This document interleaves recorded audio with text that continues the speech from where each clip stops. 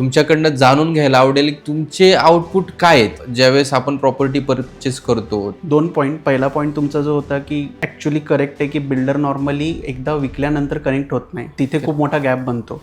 But good that तुम्ही ते करताय आणि कनेक्ट करताय. आणि मोस्ट ऑफ द वेळेस ते इनपुट्स घेत नाहीत, म्हणजे सेलिंगपर्यंत इनपुट्स घेतात मग नंतर घेत नाहीत. आणि थँक्यू की तुम्ही ते पण करायला रेडी आहे आणि तो पुढे तुम्ही पाय टाकताय. काय दिव्य स्पर्श ग्रुप आहे किंवा त्यांची काय व्हिजन आणि नेक्स्ट व्हिजन मध्ये ते कसे आपल्या सोबत येतील हे त्यांच्याकडनं आपण जाणून घेऊया. एक मोठा रिझन होता माझा या बिल्डिंगमध्ये ऑफिस घ्यायचा, आणि तो मला वाटतं तो अचीव्ह होईल, कारण की मी नेटवर्कमध्ये खूप बिलीव्ह करतो. आणि माझं नेहमी होतं की एक ऑफिसमध्ये गेलो आणि तिथे 100 ऑफिस आहे तर आम्ही कनेक्ट व्हायला पाहिजे, कारण की त्याचं व्हॅल्यू ॲडिशन आणि लॉंग टर्म इम्पॅक्ट खूप मोठा आहे.